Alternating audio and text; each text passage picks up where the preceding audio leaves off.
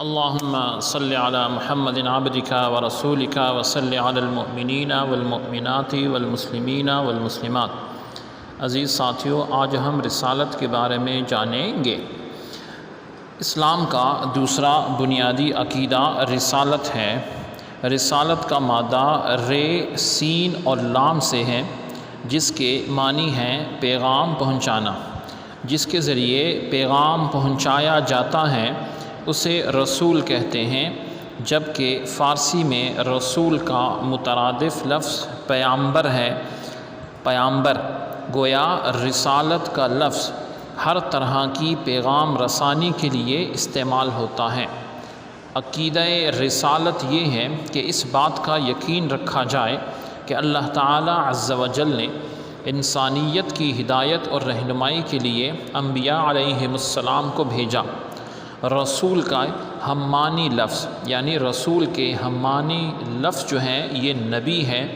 نبی کا لفظ نبا سے ماخوذ ہے، جس کے لغوی معنی خبر دینے والے کے ہیں۔ چونکہ رسول لوگوں کو اللہ تعالی عز و جل کے فرامین یعنی ارشادات، احکامات سے آگاہ کرتا ہے، اس لیے اسے نبی کہا جاتا ہے۔ لہٰذا اللہ تعالی عز و جل نے مختلف قوموں کی اصلاح کے لیے مختلف انبیاء اور رسول کو مبعوث فرمایا، جیسا کہ ارشاد ہے وَلَقَدْ بَعَثْنَا فِي كُلِّ أُمَّةٍ رَسُولًا۔ وَلَقَدْ اور بے شک تحقیق بعثنا ہم نے بھیجا فی کلی ہر ایک امت میں رسولا ایک رسول۔ یعنی رسالت کا مقصد اللہ تعالی عز و جل کے احکامات کو امت تک پہنچانا ہوتا ہے۔ جو انبیاء علیہم السلام اچھے اور بہترین طریقے سے سر انجام دیتے ہیں، اگرچہ اس راستے میں ان کو مختلف تکالیف بھی پیش آتی ہیں، لیکن پیغمبر اس کو برداشت کرتے ہیں۔ اسی طرح مفسرین فرماتے ہیں کہ رسالت ایک ایسا عہدہ ہے جو شخص کوئی بھی اپنی ذاتی قابلیت سے یہ حاصل نہیں کر سکتا، یہ اللہ رب العزت کی طرف سے عطا کیا جاتا ہے۔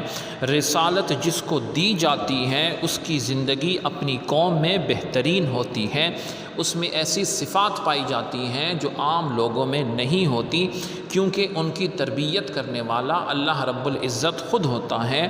وہ پاک باز ہوتا ہے، گناہوں سے پاک ہوتا ہے، نرم خو ہوتا ہے یعنی بہترین اخلاق والا ہوتا ہے، نیک طینت ہوتا ہے، بہترین عادات اس میں موجود ہوتی ہیں۔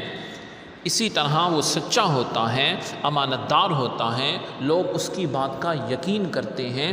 اور یہ کیوں کی جاتی ہے کہ جب وہ کسی قوم میں اللہ رب العزت کا پیغام سنائے، کوئی اسے جھوٹا نہ کہہ سکے، کوئی اسے بے اعتبار نہ کہہ سکے، اور وہ کھلے دعوے سے کہہ سکے فَقَدْ لَبِثْتُ فِيكُمْ عُمُرًا مِّن قَبْلِهِ۔ جو سورہ یونس آیت نمبر 16 میں ارشاد ہے کہ بے شک میں نے تم میں ایک زندگی گزاری ہے، کیا تم ایمان نہیں لاؤ گے؟ تو 40 سال ہیں جس کے بارے میں علماء فرماتے ہیں کہ یہ رسالت عطا ہوتی ہے، اور 40 سال تک جو زندگی ہوتی ہے رسالت کی، جو کیا کہتے ہیں جسے رسول ہوتا ہے، رسالت جسے عطا کی جاتی ہے جو رسول ہوتا ہے، تمام قوم اس کی زندگی کو دیکھتی ہے۔ اسی طرح آقا علیہ السلام نے بھی جب اپنی قوم سے یہ فرمایا تھا، تبلیغ دین کا آغاز فرمایا تھا، تو آپ نے پہلے پوچھا تھا کہ تم مجھ پہ کتنا یقین رکھتے ہو؟ تو لوگوں نے یہ کہا، جو آپ کے خاندان والے تھے، انہوں نے ایسے کہ حکم ہوا تھا نا کہ وَأَنذِرْ عَشِيرَتَكَ الْأَقْرَبِينَ، اپنے جو اللہ کے خوف سے ڈراؤ اپنے قریبی رشتہ داروں کو۔ تو آپ ان کو لے گئے تھے کوہ صفا کے پاس، تو آپ نے فرمایا تھا کہ تم میری بات کا کتنا یقین رکھتے ہو؟ اگر میں یہ کہوں کہ اس پہاڑ کے پیچھے سے فوج آ رہی ہے، تم کتنا یقین کرو گے؟ تو سب نے کہا تھا کہ آپ صادق ہیں، امین ہیں، ہم آپ فوراً دوڑ پڑیں گے لڑنے کے لیے۔ تو پھر آپ نے فرمایا کہ اتنا یقین کرتے ہو تو کہہ دو نا اقول لا الہ الا اللہ تفلحوا، کہہ دو نا کہ اللہ کے سوا کوئی معبود نہیں ہے، کامیاب ہو جاؤ گے۔ تو سب آپ کے دشمن ہو گئے۔ سبحانک اللہم و بحمدک اشہد ان لا الہ الا انت استغفرک و اتوب الیک۔ سبحان ربک رب العزۃ عما یصفون وسلام علی المرسلین والحمد للہ رب العالمین۔